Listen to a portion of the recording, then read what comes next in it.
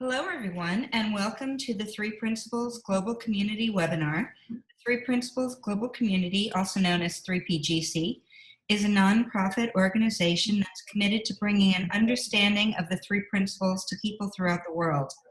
Today, we have Jen Lucas with us. Jen is a mental health educator in Charlottesville, Virginia. She was first introduced to the principles in 2012, enjoyed being a speaker at the 2014 3PGC conference, and has done several podcasts on insomnia. You can learn more about Jen at jenlucas.us, and I will post Jen's website underneath the recording on YouTube, so if you want to get in touch with her. So Jen, I love your topic today, A Sleeper's Dream, the Cure for Insomnia. Someone is making some noise. Let me just try to catch that. Okay, I think they got themselves. And really excited to hear what you have to say. So I'm going to go ahead and turn it over to you. Did you get it? I thought that there might be somebody who came in on the phone who might need to be. Yeah, I don't see who it is now, so I think we're good. Great. Hi, everybody. Thanks for joining. It's such a fascination to me that it's been like 6 years since I first learned about this, what I guess I'll call a new understanding of the mind. And one of the first things that really had an impact on my life was that my insomnia went away. But it's just really been in the past less than a year that it's occurred to me that it would be helpful for me to talk more about that. And so while I had already done a couple of podcasts on insomnia, I hadn't done much. And I decided I should try to, maybe I could write a book and I'll talk more about it because this was such a big impact on me. But this is my first time doing a webinar, so it's nice to see faces while we're live, and I'll look forward to having some questions. Definitely time for questions. But I thought, for getting started, I would just tell you a little bit about what my story is, because for those of you who are actually dealing with insomnia, then I just think it's nice when we can relate, because I definitely sort of had all the bases covered. So I didn't realize that I had insomnia for a long time. I remember first learning that from a friend. We were talking and he said something about how he was really annoyed and shocked, and it was like his way of describing how distraught he was when he was telling me this story about how it had taken him 20 minutes to fall asleep. And that for him was just this massive, not a problem, but it was like this reflection of how stressed and how he was and how much was on his mind. And I remember thinking, what's the big deal about 20 minutes? What? That was just my normal. And that was at a time when I didn't think of myself as having insomnia, right? So, but apparently, that's just sort of how I was rolling. And then there came a time when I took a medication and one of the side effects was difficulty sleeping, and I definitely had that. And so my doctor gave me a medication to help just in case I had that problem. And that sort of started this on and off 14 years of insomnia. And over that period of time, I would say I kind of covered all the bases with my insomnia. There were times where I would have just a really hard time falling asleep. I would be awake for a long time. There would be times I would wake up really early and not be able to go back to sleep. There would be times I would wake up an uncountable number of times in the night and just be really fitful, the kind of thing where I didn't even really feel like I slept, but I know that I did.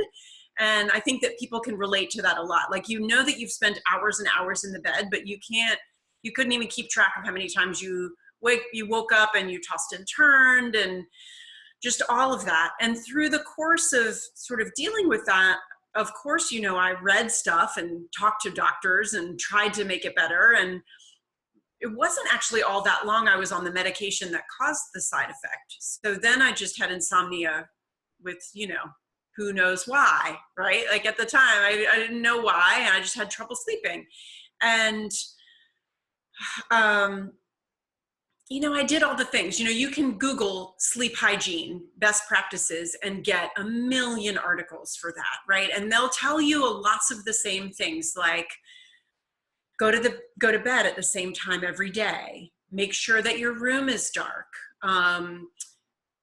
Don't do anything else in bed except sleep or have sex. Like if you're gonna read, don't do that in bed. If you wake up in the middle of the night and you can't get back to sleep, get out of bed, like all that kind of stuff. There are also lots of suggestions about like dimming your lights before bed, or taking a bath, or not using a screen.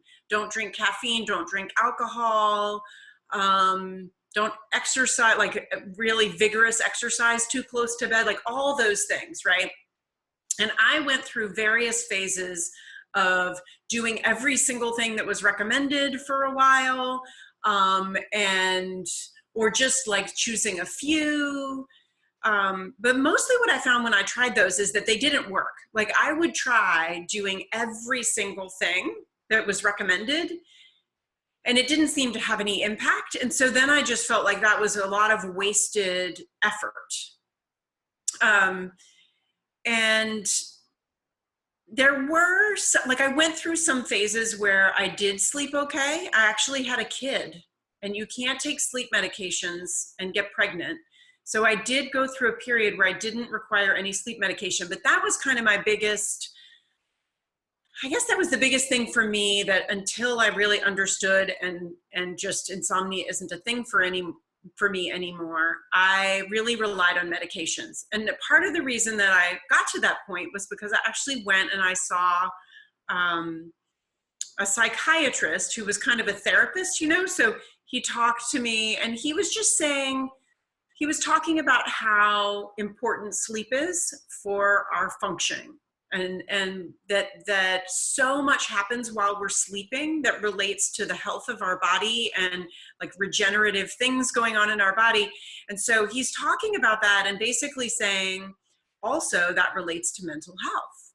And so if you don't get enough sleep, then you're going to struggle even more. And so that's why I think it's important and okay for you to take these medications. I think I was sort of questioning like, what's going on? I can't, and he just was reassuring and saying, you take the medication, and then once we find the right combination and you have good sleep, then you can kind of have the wherewithal to deal with life. That was sort of his approach. And I just remember after that feeling like, okay, I'm allowed to take medication. It's okay to take medication. And so that sort of set me on this path of, if I was having trouble sleeping, a medication was my go-to. And they worked, whereas the sleep hygiene didn't. And there were times I took 2 medications because one wasn't enough. So, there's like the medication that helps you fall asleep, but it doesn't last the whole night. And so then you need the medication that helps you stay asleep. At least that's how I was.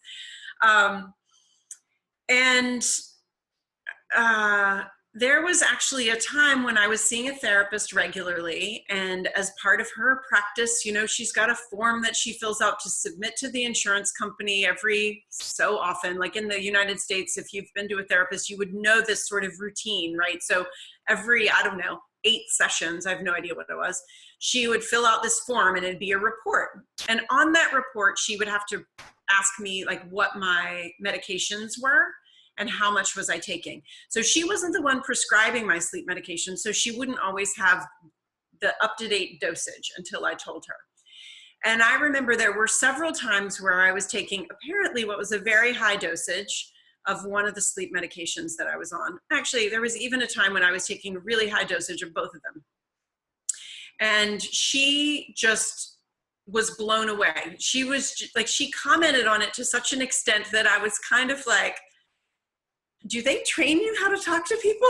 Like, because she had this like shock about it, like you're taking, I can't believe, how do you function in the day if you take that much? And she was legitimately like confused because she had been a nurse before. And so she knew a lot about the side effects. That this one medicine in particular I was taking so much of, people would be groggy and not able to function all day, most people on that dosage. But for me, that's how bad my insomnia was, that I would need that much. So I tell you all that just to sort of give you this picture of, like, it was really bad. And now it's been 5.5 years since I dealt with that. So I don't have this, like, it's not fresh for me. You know, the struggle is not fresh in my mind. And so I give you that information just to sort of point out it was really hard, that insomnia. And it's interesting because it's come up recently, I want to mention. Lots of people that I know sort of dealing with insomnia that's a side effect of a medication. And so that's been a question for people. Well, is what you're talking about with insomnia, like, does it relate, or is that like a different category of insomnia? And so I kind of want to tie that here, just because before I had that side effect of that medication that caused insomnia, I just was okay with how I slept. You know, sometimes it took me 20 minutes or 30 minutes to fall asleep, but I didn't really think that was a big deal. And so I just didn't think I had insomnia. But then once I took that medication, had the side effect of difficulty sleeping, and I took a medication for that. And once I was sort of in that boat, I can see now how I thought of myself as being like inclined toward having trouble sleeping, and that it was something I thought might happen to me. And then it got to the point where eventually I assumed it would happen to me, right? So I was going around assuming that I wouldn't sleep. And that's, of course, I didn't know that I was doing that in a way that was helpful. I might have had somebody suggest it to me, you know, like, oh, but I don't even think I did. If they did, it really did not go in my ears, you know, like it had never been presented to me in a way that I could hear that I might have an idea about insomnia that was actually creating the insomnia. And ultimately, that's what ended up shifting for me. So what happened is I was first introduced to the 3 principles. And if you are watching this and you don't know what the 3 principles are, it doesn't matter. I was first introduced to this understanding of the mind that helps us see more about who we really are and what's changing and temporary. So when I was first introduced to that, a lot of things in my life shifted.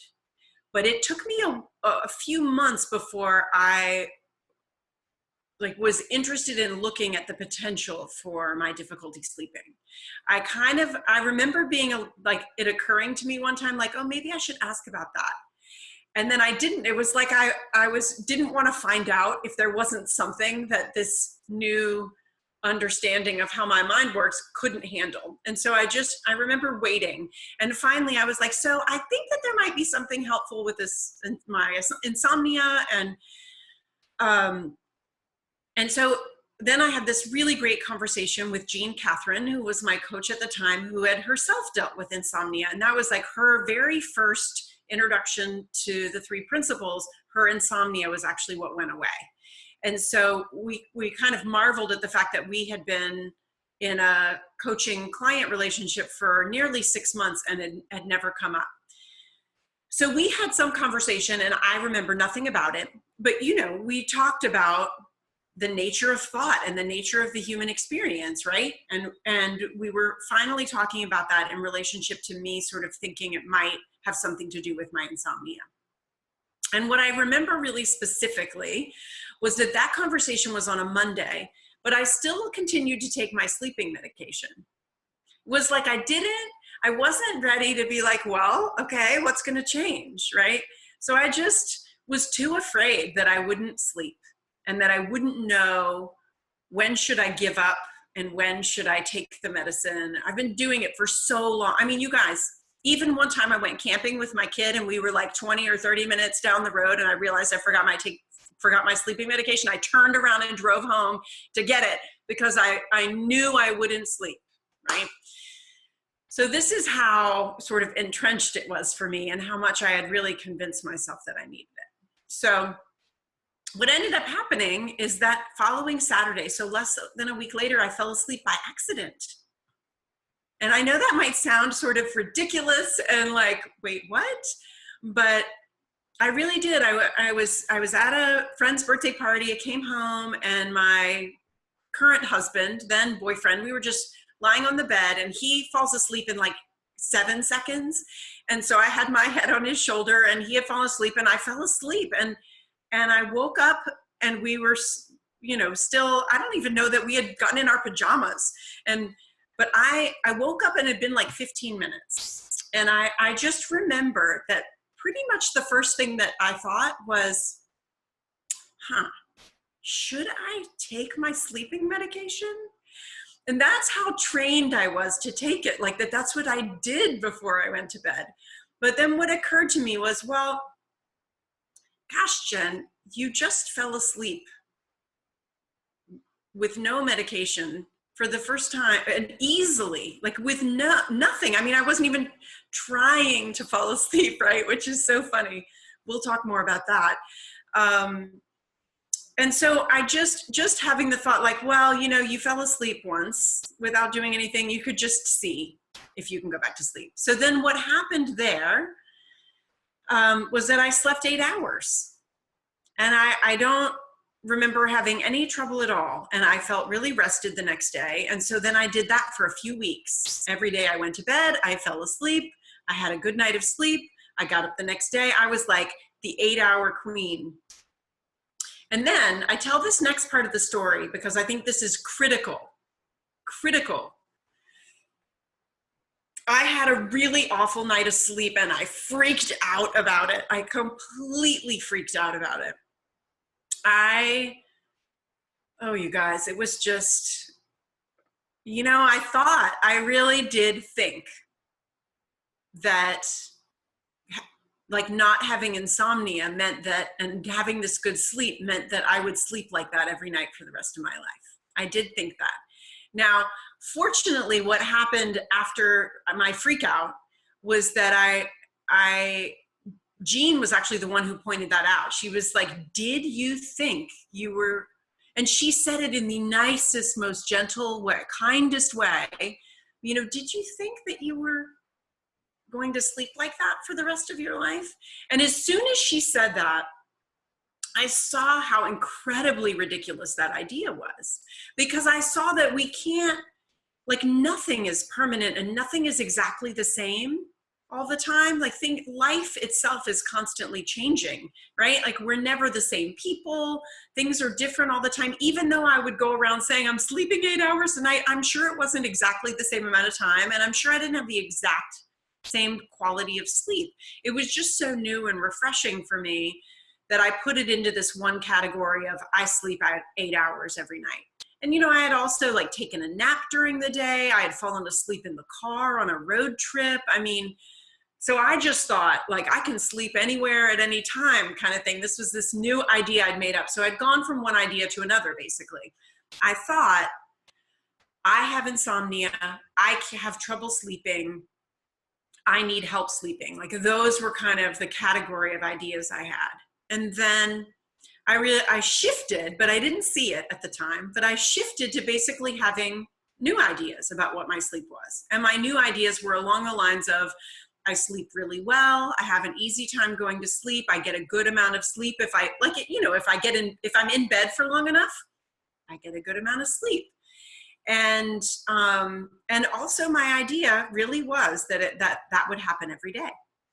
And once I saw that I had done the exact same thing that I did with my insomnia, but this time for great sleep, then I got to see something about how we have this capacity to create these stories, right? And that we also have the capacity to completely forget we've even created that story, right? So I had made these expectations about sleep, and then I basically was like, no, I didn't make that idea. I have no idea what you're talking about. I don't know. And I just forgot, right? So, and even deeper than that, another sort of deeper level is that I was forgetting that we have the potential for anything and everything at every single moment. And so with both angles on insomnia and then being a good sleeper, I just was going to bed with the assumption that I'm kind of this set person, if that makes sense. Like I'm this set person, I know how I operate, and I took the ideas about sleep to bed with me, you know, like I'm gonna sleep a certain way, or and we do that everywhere in our lives, but this was just sort of this big revelation for me. And I was just forgetting that that's not really who I am. And that, you know, even though we live in a world where we would go around sort of describing ourselves, like, you know, well, you know how, like we do this a lot, you know, we would describe ourselves and say, well, you know, I'm really friendly. Tend to have a lot of enthusiasm about things, or I do this, or I'm a good sleeper, or I'm a bad sleeper. Like, we say these things about ourselves, and that's fine. There's nothing wrong with that. But I think what we can look towards is that that's made up, and it's not actually the essence of who we are. And we know that because we have examples. So I'm going to give you an example that doesn't relate to sleep, because I've already given you sleep examples, but I'll give you another example, right? So I am 49, and I did not like coffee my whole life until until like, I don't know, 3 months ago. And all of a sudden I like coffee. So now, I've done this enough times that I'm not assuming I'm going to like coffee for the rest of my life. I kind of have this curiosity every time I fix myself some coffee, like, am I going to like it today? I don't know. And because you can see how we're changing, and there is that potential to life. And there's something about knowing that gives it's like it opens the door to having a fresh look on anything, including insomnia. Now, I can't say, you know, for any of you who are here now live or watching this after, whether hearing all of this or being in this conversation today will, you know, provide you any insight that will help you sleep better. Because I don't know that it really works like that, if that makes sense. So I think as soon as we're looking for, okay, I'm ready to sleep better, I want to be a better sleeper, then we're forgetting that that's already there. You're not a bad sleeper. You might be able to put together a story that describes what's already happened for you in life. And that story might be made up, might have tons of evidence about not sleeping well. But I'm not really talking about that, because what I'm pointing to is the fact that we all just come wired with the ability to sleep, and anything that sort of points us in a different direction is just forgetting that the potential is there. And I think, you know, that I want to come back to this whole like medication side effect or whatever. There might be other things that people are like, well, but there's this thing that is known to cause trouble sleeping. And I guess I want to simply point to, while that may be true, I know that I doubt that it's 100% of the time. So I know that when I took the medication that I took that caused the sleep disturbance, it sort of first like kicked me off on my insomnia, I didn't have trouble sleeping every single night. And for some reason, I wasn't curious about that. And I think probably that's just because we're wired that way, you know, like in our culture, not as part of our being, but our culture is sort of wired to look for something that like explains most of it, and is happy to like dismiss, like, oh, whatever, you know, there's a few exceptions, you know, I would dismiss that.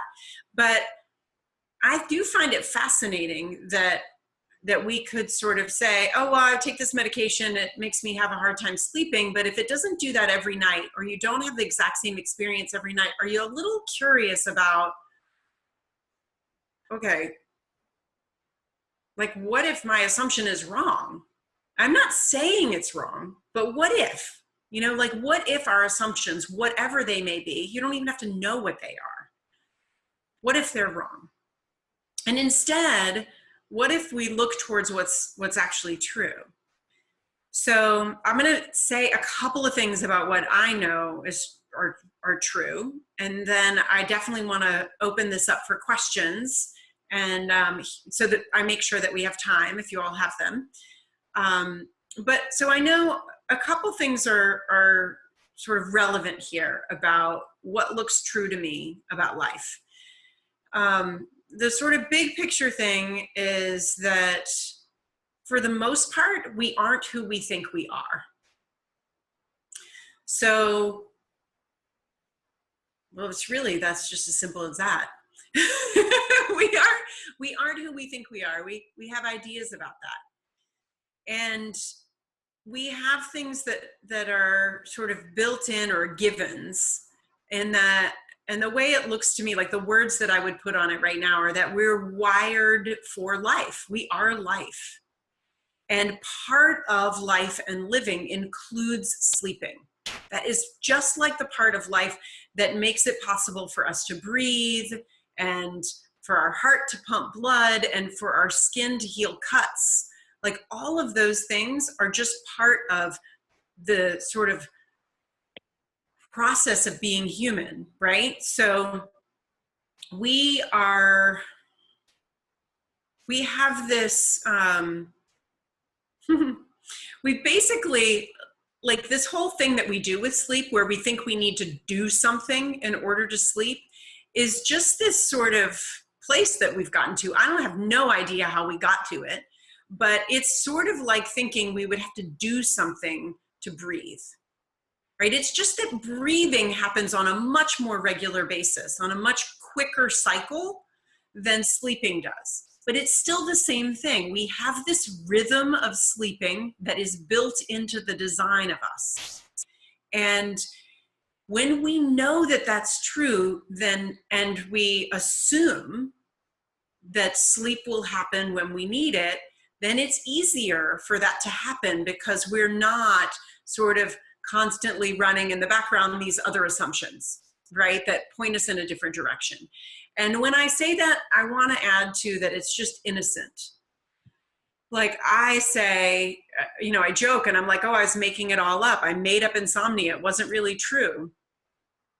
But if I had known that I was doing that, of course I wouldn't have been doing it. And I'm sure there were times that if somebody had said that to me, I would have wanted to smack them because that would have sounded like I was personally responsible. And it just didn't feel like that. It was just me innocently, without knowing it, assuming that I wouldn't sleep and that insomnia was sort of a default for me, and that's how it was.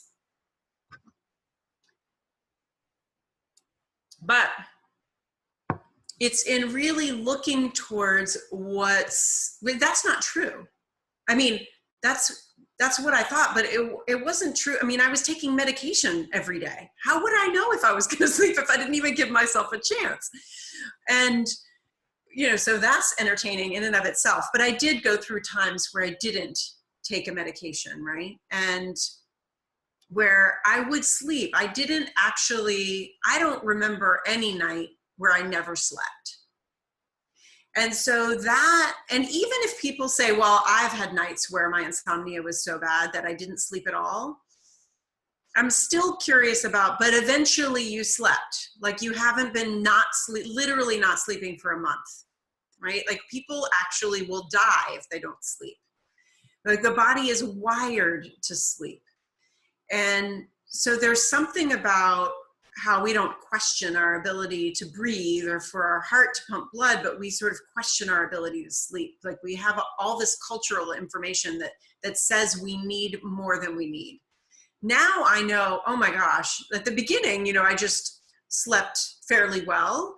But basically what I've learned is, there are some times where I got a lot on my mind and I don't sleep as well.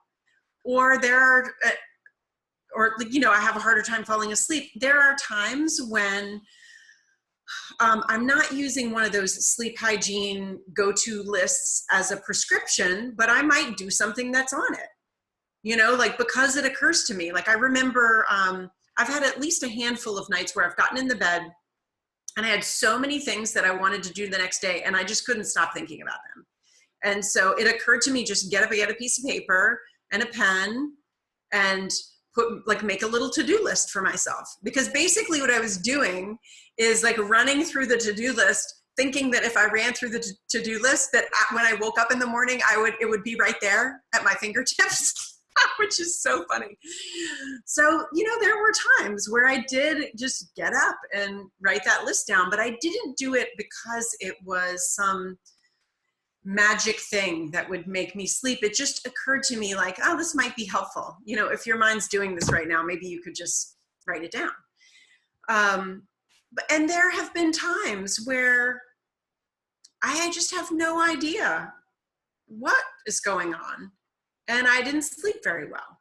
But the thing that's different now is that I never, ever assume that means I will continue to have that problem. And the same thing is true from having a good night of sleep. I don't assume that my sleep is going to look one way or the other. I know that life is changing and that I'm wired to get sleep. And so I will get sleep. And some nights it's better than others. I will say most of the time I sleep really well. It's not an issue, but part of the reason it's not an issue is that I've come to the place where I really see that our true nature is such that we're wired for sleep and the potential for absolutely every experience is included. And I guess I'm just better at that where that comes to sleep, although that's its own story. So I won't even go there because I can forget that, and I'm sure in the realm of possibility that someday in the future, I could go through a long period of time where I have trouble sleeping, because I think that's one of the possibilities of life. So, and we live in a world where basically everything's on the menu and we just act like the menu is smaller than it is. Like the menu looks a certain way because I'm Jen Lucas and this is my little smaller menu. But that it's not actually true. That doesn't define what our experience is. So I'm going to look at my notes for a sec and just see if I covered, I think I did. Yeah, I've covered all the points that I wanted to make sure to cover before we open it up for questions. But I would love it if anybody has a question. I'm not sure if anybody has no, there's no questions in the chat box. But so basically now, I think I can let you know that you can use the feature at the bottom of the screen. That's the chat box if you want, but you can also use the participant. You can click on participants and there's a little thing in that box that says raise hand, and you can do that. If you have your camera on and you want to just wave, then we can call on you. You can just unmute yourself.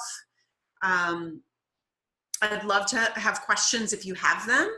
And if you don't, then I'm happy to keep going with other stories of things I've talked to clients about or anything like that. So you guys will just let me know, okay? So just raise your hand or anything like that. Does somebody have a question? Renata, you're unmuted. Oh, okay. I'm just opening the camera. Sorry. Okay. I want to say thank you again. I'm going to be joyously redundant. And also, okay, video. There I am. She said we could come as is and people were in bed. Well, this is 4.5 hours of sleep. Yay! Great. And that's part of the interesting things you were talking about. I'm going to use my words, but basically the story I have around the sleeping or the insomnia or the victimhood and all that kind of stuff. When you did your series with Nicola, it was over 3 months.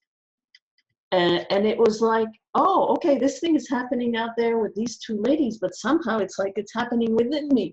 Oh, amazing, you know? And pretty much many of the facet, if not almost all, that both of you were sharing of your experience, of course, like you said before, I've been through that.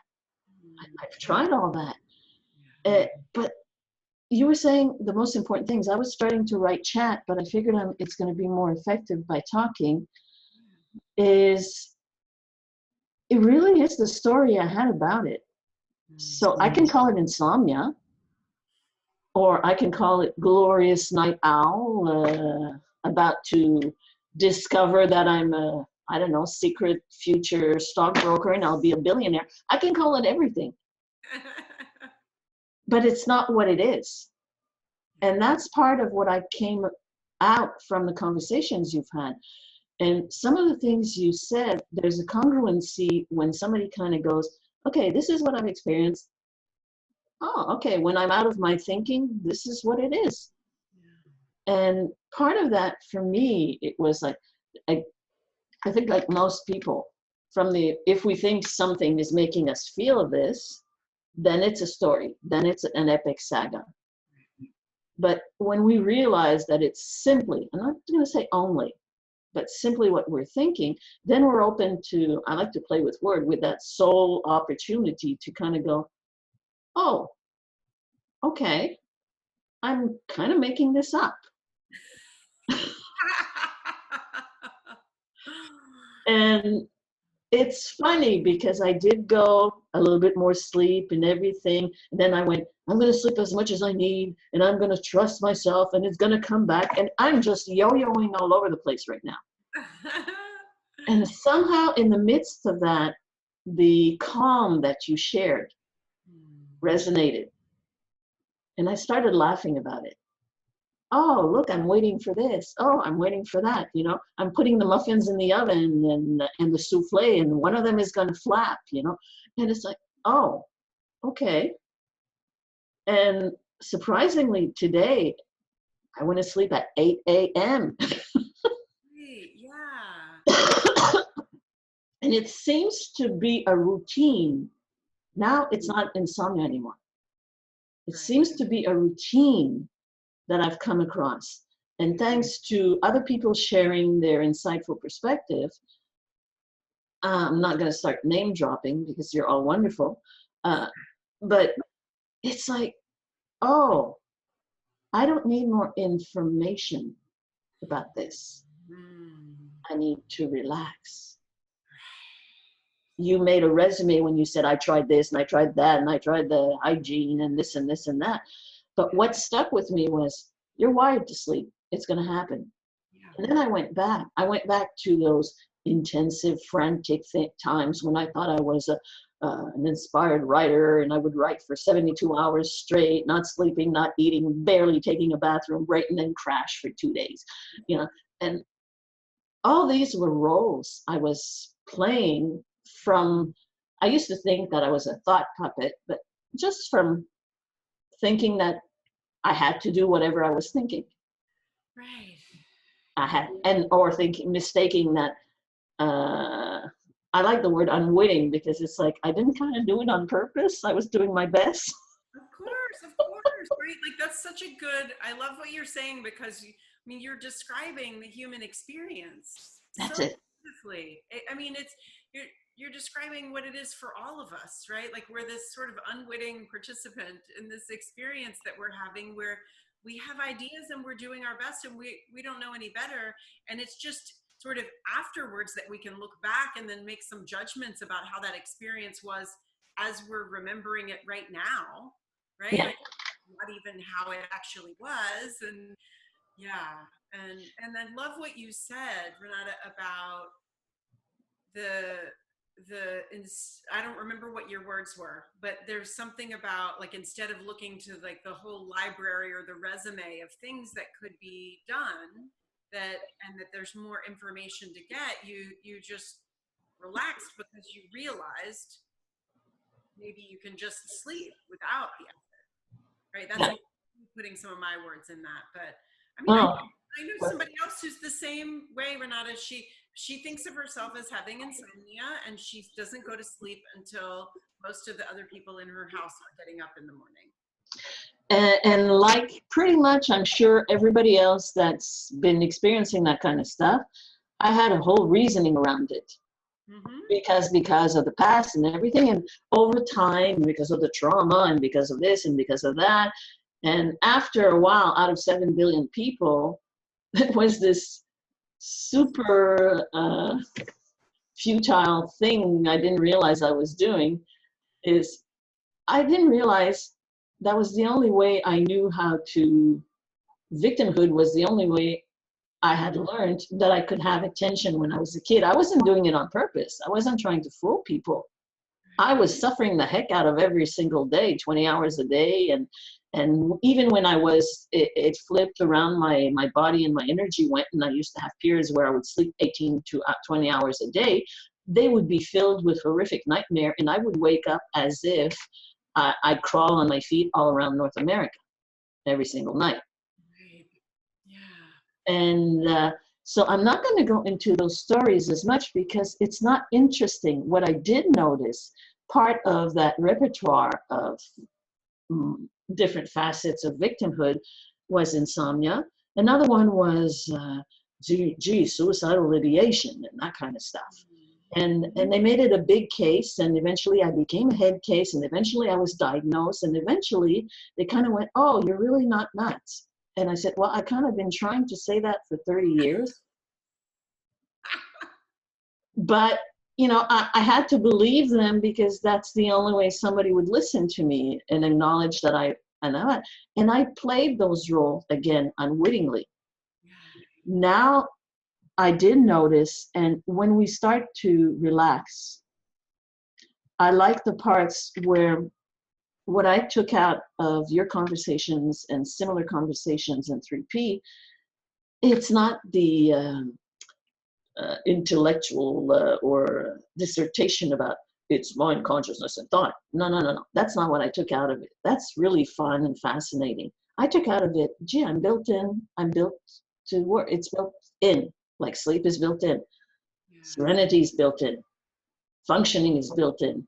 And then all of a sudden, this 50 years of suicidal ideation, big F tag, was, oh, gee, when I stopped thinking of it as a monstrous thing that I needed gazillion incarnations to purge, all of a sudden it was like, oh, when I grew up, people thought that the only way you experience peace was when you drop dead.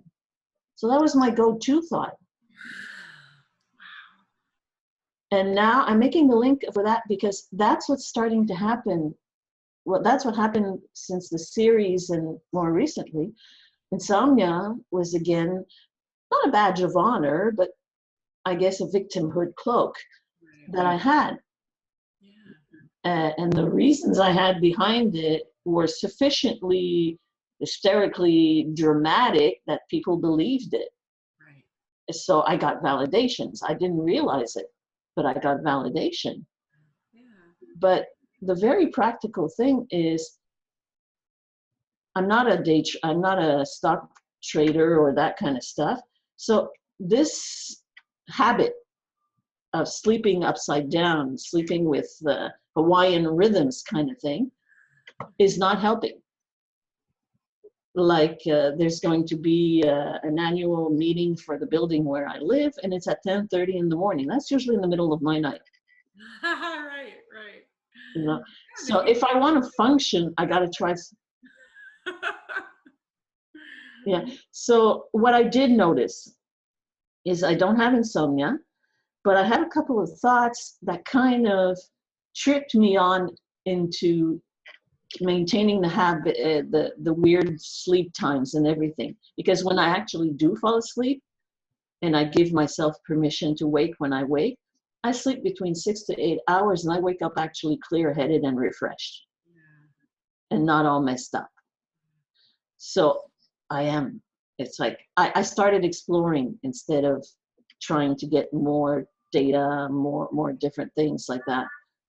That's so great. And I feel like that's sort of all it takes in any direction in sort of understanding something, right? Like I don't remember even where I first heard this, but I love this pointing, which is that all learning comes only when we actually have the space of sort of a not knowing, right? Like in order to learn something new, we have to think that there's room for something else to come in, right? Like that's how all learning happens, is that, and another way to say that is like there's some willingness to say, well, I don't know. I wonder what the answer is. I don't know. Right? Yeah. Because we have knowing of everything that we need within us. We have that knowing, and it's right there, and it's alive. And it points back to what you were saying about you have this sort of relaxed feeling, but there's no way for us to like go and find a relaxed feeling or make ourselves do it. But yet there's something for me that was helpful in seeing, because I was used to be kind of an information hog, like you were talking about, and like looking for the answers. And once I saw that it might actually be possible for the answers to just sort of rise up within me, or to sort of come into my awareness, then it looked like I had a lot less personal responsibility. I really don't have any personal responsibility for that. And so then we think of things that are helpful, or whatever, we think of things. Stop, right? Like we think of things, and whether we think they're helpful or not is maybe irrelevant, like, or just not really the point. Because I am finding lately that the answers to pretty much any question about life can really best be answered by looking in the direction of the question about who am I really? Like my essence, who am I that would be the same answer for all of us? Not who am I, Jen Lucas, personally, but who are we? And what's true? What's really the truth about all of us? And that's something that's really not made of words. Like the answer for that isn't in words. It's not in the world of form. And it's pointing us in the direction of seeing that we are whole and well, and that we have everything that we need, and that the universe is wired towards health and well-being and thriving. And I want to say that, because I said the answer to that isn't really in words, I want to say that those might not be words that resonate for you. And the most relevant part of what I just said is that question, who am I, that applies to every single human, and looking in the direction of that question, I have found that profoundly helpful, including in sort of my own deepening understanding of how easy it is to sleep and how simple that can be. And that includes stumbling upon times that are harder. And it means that I can see that it doesn't matter if I have a cup of caffeinated coffee at 9 p.m. I can still go to sleep. And that's, like when you can, and it doesn't mean that I have coffee every night with caffeine in it, like I don't go around doing that every night, but I just point that out just to say, like, the potential is there for everything. It's, yeah. I'm going to stop, because I could, of course, it's so easy to talk with you, but I see that Myrna has her hand up. Oh. And I'm going to conclude my thing in 30 seconds by saying, right now, I did realize I don't have insomnia. I just have two habitual beliefs that are like banana peels. One of them is I have this belief that I don't even hear it anymore. I just get this weird feeling that I need to be exhausted to properly sleep. And the other one is if I go to sleep too early, I'm going to have nightmares all night. Because these were past experiences. Right. So now what I'm going to do is I'm going to relax. I'm going to breathe. and I'm not even going to go, well, until you see it, you don't see it. And that, oh, shit. You know, I'm not going to do that. I'm going to have compassion. And I'm going to, when it makes sense, because the same way that all of a sudden I turned around and I said, gee darn, I don't have that the suicidal ideation pumping in my brain 24/7. Just by working with what works for me, by focusing on who we are really, by going like that, it doesn't matter what time I sleep. Because the true end of my tale is when I was officially sick and diagnosed and bedridden, people understood that regardless of when I sleep, I was doing my best.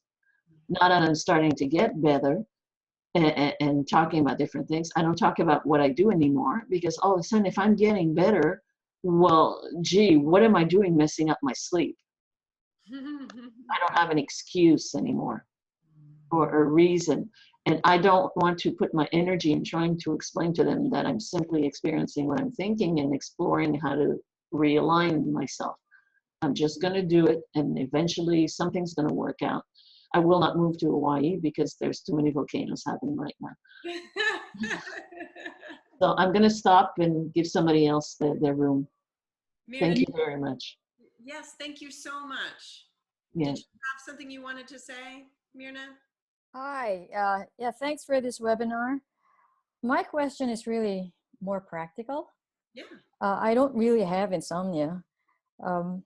My daily routine includes exercise in the morning, and then if I have physical activities during the day, I don't have any problem going to sleep at night. The thing is, every night I usually get up, well, I have to get up to pee maybe once or twice. And sometimes it's hard for me to get back to sleep. So my question is, whether it involves the three principles or not, I'm just curious, what do you do, or what do others do if they also get up at night and then they have to go back to sleep? Well, so I think it really is the same thing as any time we go to sleep, right? It's like there's no, first of all, I get up at least twice a night to go to the bed. Okay. So like that's happening to me all the time. I have a physical thing with my body that I can't remember the last time I slept for like more than, I don't know, like 4 hours without getting up. So I just like, and sometimes it'll be just like an hour and then I have to get up. So, and then sometimes it's the same as you. Sometimes I go right back to sleep, and sometimes I have a hard time going back to sleep. Now, the only thing that I think is possibly different between us in this conversation right now is that I assume that all of that is just the normal course of living, right? Like there's no answer to your question, like what to do, because there's nothing you need to do to get back to sleep. Some of the time you go back to sleep, no problem. It's just that some of the time you don't go right back to sleep, and then you're wondering, what do I do? As if you need to do something. Yes, because let's say the next day I know I have lots of things to do. I have to drive. I know I have to have a good night's rest. Right. And so I think, all right, I went to pee, I'm going back to bed. But then sometimes ideas just come into my head. And the more I think I've got to sleep, the harder it gets. And it's like, I got to drive the next day. So I have to have enough rest. Right. Yeah. And that's just like, that is such a perfect example of its own idea. And you can go looking around in your own experience and prove to yourself that that's not actually true. And it's just what you made up. Right. And I know that because we all do that. And my favorite example is like, say you're going on a trip to Paris, and you went to Paris 20 years ago, and you cannot believe you're getting to go again, and you're so excited, and you had so much stuff to do, and you stayed up late packing and getting ready and just excitement, and so you only slept 4 hours. But do you feel bad the next day? No, because you're so excited about this trip. You feel great, like it's and I'm using that as an example, as if the outside world could cause how you're feeling, which it can't. But I'm just saying, like, say, for example, that you're in a particular place where you're excited, and that happens to be sort of your state, is like you're excited and you're feeling upbeat and you're not even thinking about how little sleep that you got. That's really the deeper point, right? So all that's happening when we do that, like I had a client one time who was a nurse, and she would work 12-hour shifts, and what would happen for her is her insomnia would be so much about like counting the hours between when she had to get up, knowing she was going to have to work 3 12-hour days back to back, and then she would be like, oh my God, now I'm only going to get 7 hours. And then she'd still be, oh my God, now I'm only going to get 6 hours. And she was literally keeping herself awake, worrying about how much sleep she would get.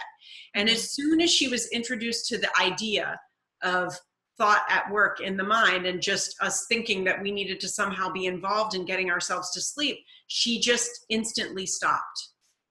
And so I actually reached out to her. I haven't talked to her in a couple of years. And I was like, hey, I just want to let you know I'm doing this webinar in case it's of any interest. I hadn't talked to her in so long.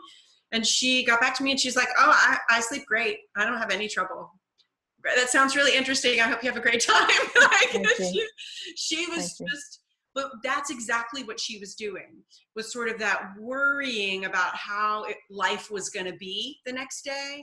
And once we disconnect that, once we see that there's not actually the connection that we think is there, right? So when we think that there has to be a certain formula of things for us to have a particular experience in life, like when we think, in order for me to be able to drive well and be safe while driving, I have to have this certain number of hours to sleep. When we see that that's not actually true, and that that's just thought in the moment, making us worried and keeping our mind busy, then we naturally, of course, like we're sort of onto ourselves, like, oh, I'm making up that story. Now, it's not that you have to know that that particular thing is not true.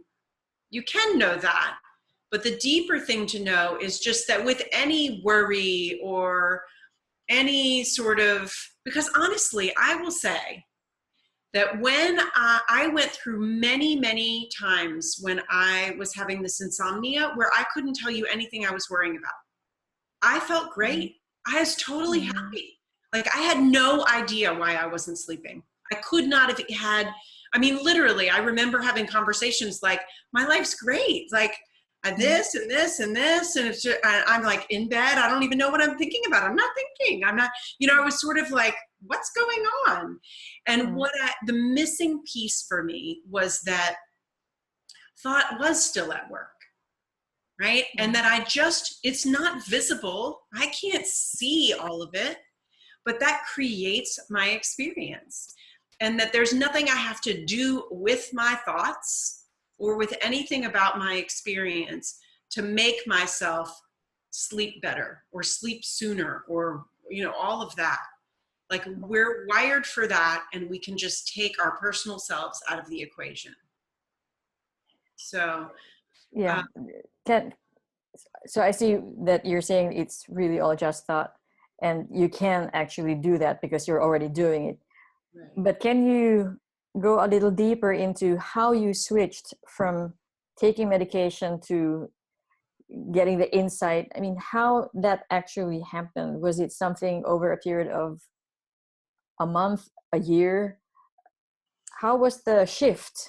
Well, I think the shift happens just like every shift happens, which is in a way that we just don't know. That's hard to describe with words, but there's a way in which we're sort of knowing our true selves, right? And so when we ask a question like that, how do we do it? It's like saying, I'm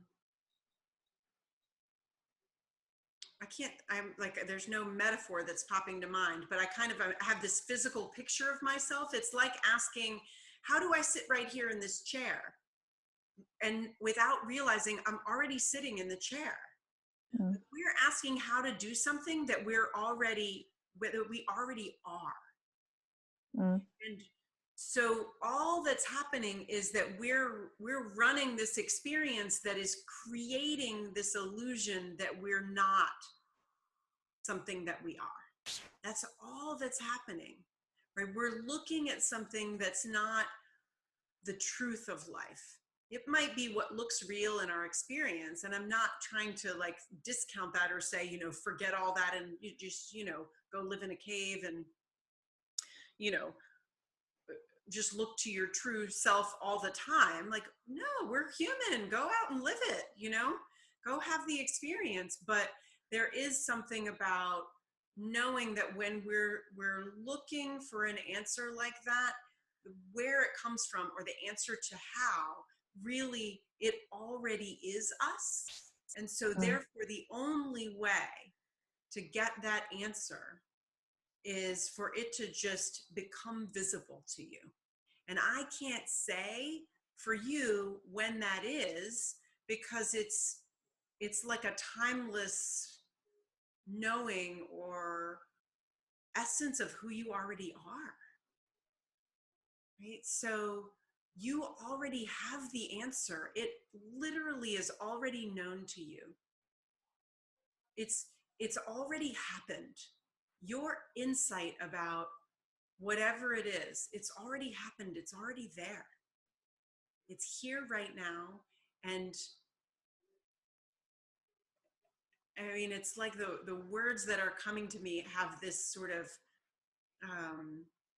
non-linear time property to them, right? That's this points to the essence of who we are and how we can sort of be onto any ideas that we have about whether we can sleep or not, or our insomnia, or when to have the insight is just, that's not the direction of the, like looking for the sort of bit of information or the content or the how to. I would just say the answer is not in that direction, and it's also okay if you look there, right? Because it's hard to, you know, the joke about like, don't think about pink elephants. It's like, okay, well, don't think about how to get there. Okay, well, you're probably going to do it anyway. And then the best advice or the best sort of tip I have for you really is just in knowing like nothing's wrong with any of that. It's just the human experience, right? So you can look for the answer to how, but it doesn't come in the way that you think it does when you ask that question, if that makes sense. Okay, so this getting up at night and getting to pee, having to pee and all that, and sometimes being able to sleep and sometimes not, it's just a normal part of my day. Sometimes it's just so. Yeah. Okay, thank you. It's part of life. I mean, and I think like, does that make sense? Like that it's just part of life to you? Yeah, it does. I think when it makes sense to us that this is what was true for me. When I understood that part of being human can include sometimes having a hard time sleeping when I wish I were sleeping, it made me just sort of have fewer ideas about what sleep looked like. And that seems to be all that was happening for me, was that I had a lot of ideas about how sleep should be. And because I had those ideas, like not without really knowing that that's what was sort of driving my experience, I really like interfered with myself a lot, right? But then once I was like, oh, really, it can look any way, then my natural system of sleep because I need it could drive. And then if sometimes it gets interrupted, right, and I have less sleep, I don't worry about why that is. I don't worry whether like, oh, maybe I just didn't need the sleep, or, oh gosh, I have a lot on my mind, or I'm anxious, or I'm feeling sick today, or anything like that. You know, like it's just more like, it's part of the human experience, and there's nothing that the personal me can do to change that, because it's already working just fine on its own. Hi, this is Joe. Is somebody coming on the phone? Yes, I am. Is that okay? Yes, absolutely. I pulled over in a shady spot in the middle of the cornfields of Wisconsin, and it's a little noisy here, though. I can hear you fine. So, great, thank you. Very interesting webinar. Thank you very much. I have experience in getting up in the middle of the night and having this insomnia, and you make a good point about it's only thought. And then recently I had an insight that if I really am living in this moment and not festering my mind with, I got to get more sleep, I'm working tomorrow, and how many hours has it been, then I'm really not in the moment. And a way that's helped me is to try to just settle into the experience of being present and looking for divine wisdom, because my thinking is just keeping me awake. And I find if I trust my body, just as you say, to find its own sleep, resume to sleep or not, if I'm just listening to my breath, then I know I'm in the moment. Yeah. And when I go off my breath, then I know my thinking is making me tired. And it's really my thinking that makes me tired. So even if my body is resting, if I'm awake, then the less thinking I'm doing, my body's getting more rest because my body's reacting to my thoughts. Yeah. So even though it's probably a technique, I do find it leads me into a kind of a little bit of a door that divine wisdom can enter. Right. And so that helps me think. Yeah. That's great. I love to hear that. I love to hear when people have had an insight and then they see like, oh, this is helpful, right? And then you will probably have lots of things occur to you that are helpful, right? Because we can't have a formula that's going to work forever. But it's really lovely to hear like, oh, I've stumbled upon this. I had this insight and now I do this. It's so helpful, right? So that's great. That's basically all we're doing all of life, right? It's like stringing those things together. So I love to hear it. Thank you so much for sharing. Thank you. Yeah. I wanted to, before we get off, even though she's not on the call anymore, somebody actually sent me a question privately, and I wanted just to answer it and for it to be on this call because I think it's going to be relevant to listeners. And then I also would love to just let her know, like, there's the answer to her question, and I wish that I had answered it while she was still on, but her question is, what if we're dealing with an illness that's causing insomnia? Right. And so I think that this is a really great question because I know that I've heard lots of people share about like when they have a particular illness that actually interferes with their ability to sleep. And so I think that for me, what I connect with it the most is that I think that we make assumptions that sleep has to look a certain way or has to be a certain way or has to come in certain amounts. And I just have a little more faith in the body that if we are staying awake more because we're ill, then what if it's because the body needs that? And I'm not saying that it does or doesn't, but it helps me to see that we still can get caught up in ideas about what sleep should look like. So what happens is we sort of get used to things being a certain way, right? So even for me, I'm used to my sleep being a certain way. And that way is what I've described, right? Like most of my nights are pretty good, but occasionally I have nights where I don't sleep as well, or I'll wake up in the morning and not be able to go back to sleep, right? But that still is its own idea, right? If all of a sudden I had difficulty sleeping for every night in a row for 2 weeks, that would not fit in my idea, right? Now, I might be able to handle that fine because of the understanding that I do have, but I can tell you, like I can think of a time recently, actually, that I was feeling really ill and I couldn't sleep. And as soon as I was feeling physically better, then I slept.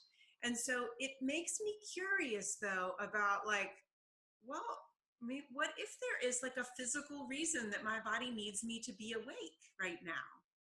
And with that faith in the body's ability, or our sort of system of life's ability to be able to sleep when we need it, then I think that that is that space of not getting in there as the personal manager, and instead just having this knowing that we are built into sleep. And that includes when we have an illness. So that's, I mean, I wish that she were still on the call so that if she had something else to add, she could add. But I feel like even when there is an illness that's the side effect is a difficulty sleeping or less sleep, there still is space for us to have this idea that we have insomnia and that that's built into this illness. And so then of course we're going to have a hard time sleeping. And so then my question is, well, is that true? I don't know if that's true or not. Like, because we're still, even when we have illnesses, there's still times that we do sleep. And so that to me is sort of this proof that maybe that's not, what if that's not true? Like, and all it takes is sort of this questioning of, well, is that really a fundamental truth of life that I'm 100% sure of? Because if it's not, then maybe I could open the door for what really is true about life. And when I ask myself that question, most of the time I just say, I don't know, because that's really the truth. I don't know. It's such a mystery to me.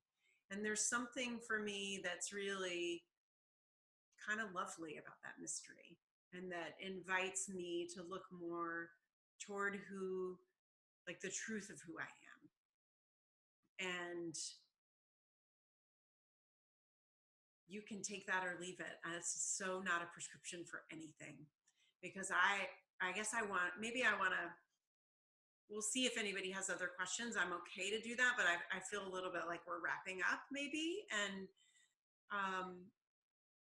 I guess the thing I really want to end on today that's occurring to me is that there's just nothing wrong with any of us. And if I could just give you a gift, it would be to tell you there's nothing wrong with you and you're okay. That's been such a gift for me. Bonnie, is that? I love how you ended this. That was beautiful. Thank you. And I just have to share, I had an insight about an idea that an unquestioned idea that I had about whenever I have to fly somewhere and get up super early in the morning, 3, 4 in the morning, I just know I'm not going to sleep well because I have to get up early. It's like, oh, yeah, that's just an idea. Right. Okay. So I'll let you know next time I travel if I sleep well at night.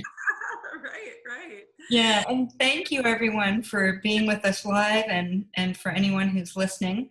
The next webinar is on July 25th with Rohini Ross. So hope you can join us live then too. Thanks everyone. Bye.